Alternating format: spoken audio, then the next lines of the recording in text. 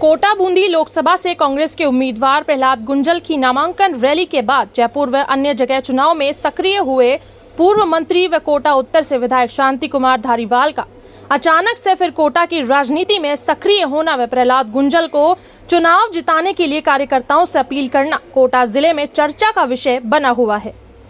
इसी के तहत विधायक शांति कुमार धारीवाल ने कोटा उत्तर के विभिन्न वार्डों के कार्यकर्ताओं की बैठक बुलाई और सभी को चुनाव में सक्रिय रूप से जुट जाने का आह्वान किया और उन्होंने दावा किया कि प्रहलाद गुंजल तो चुनाव जीत चुका है, अब बस यह देखना है कि किसके वार्ड से कितने वोट से जीतता है।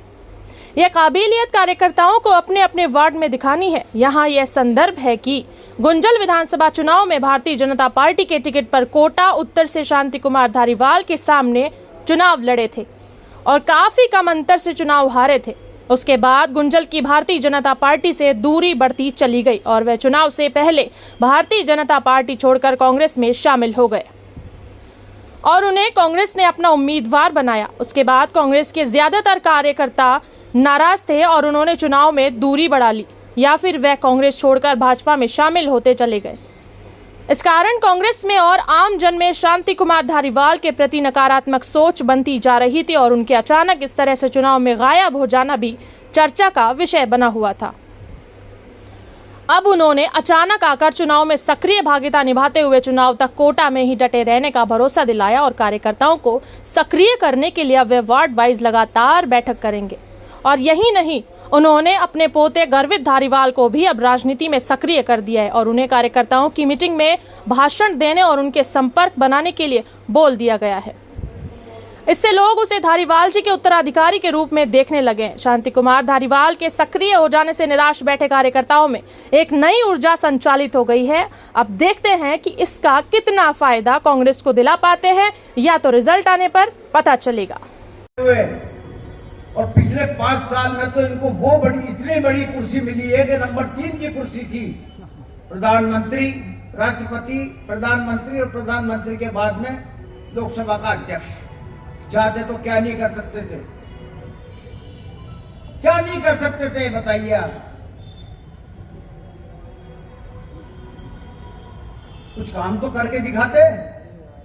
आज जनता हिसाब मांग रही है और क्यों नहीं मांगेगी हिसाब। जब वोट लेकर के आप जनता अपनी कुर्सी लगवा ली आपने, तो आज निश्चित तौर पर आपको बताना पड़ेगा कि मैंने ये काम किए, ये काम किए।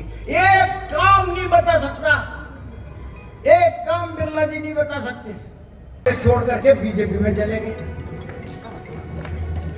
चले जाओ, कोई दिक्कत नहीं है, जिसको जाना है वो जाएगा। लेकिन मतलब यह है कि जब तुम जिंदगी भर कांग्रेस के रहे हो, कांग्रेस की वजह से तुम्हारा अस्तित्व था, चाहे वो पंकज मेहता साहब हो और चाहे वो मेयर राजू भारती जी हो, इनकी वक्त क्या थी, क्या वक्त थी। कांग्रेस के नाम से जाने जाते थे और आज क्या है उनकी हालत, पीछे की सीट भी नहीं मिलती।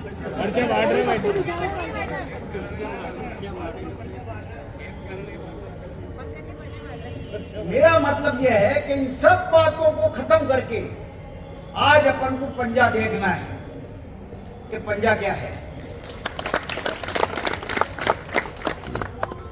कांग्रेस को जिताने से, कांग्रेस की अगर सरकार बनती है तो निश्चित तौर पर जो है इस हाड़ोती का नक्शा फिर बदलेगा। तो बदल गया, हाड़ोती का नक्शा बदलेगा। पहला गुंजल काम करेगा।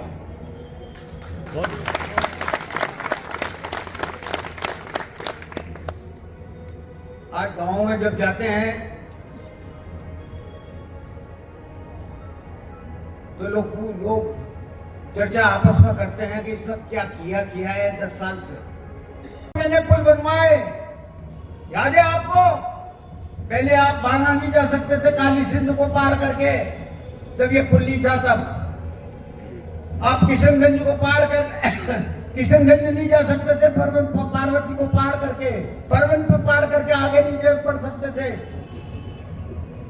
उजाड़ पे जब पानी आ जाता था पुलिया पे तो आप सामोद नहीं जा सकते थे। 3-3 महीने महीने 4-4 महीने तक लोग पटके रहते थे या नाव से जाना पड़ता था। वो 4 बड़े बड़े पुल बनवाए। अभी तो सब 5 साल में किया था काम, क्योंकि मन में काम करने की इच्छा थी। अगर तुम्हारे भी मन में काम करने की इच्छा होती तो तुम्हें आज ये दिन देखना नहीं पड़ता।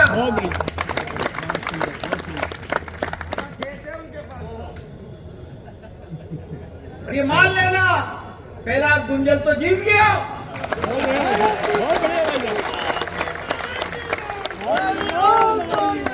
सवाल इतना सा है कि हमें अपने अपने एरिया की जिम्मेदारी जिस तरीके से अपन हमेशा से निभाते आए हैं,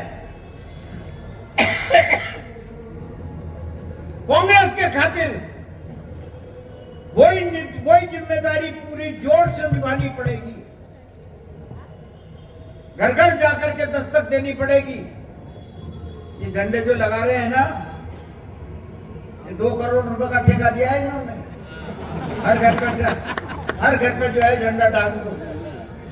अब जब झंडा टंग जाता है तो घर वाला उतारता नहीं है, कि साले कह देंगे कि साहब सनातन को नहीं मानता। अरे सनातन को कौन नहीं मानेगा?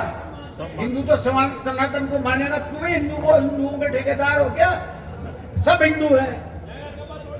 जो हिंदू है वो सनातन को मानेंगे, जो मुस्लिम है वो रब को मानेंगे, खुदा को मानेंगे। क्या दिक्कत है? तुम क्यों याद दिलाते हो कि सनातन खतरे में है?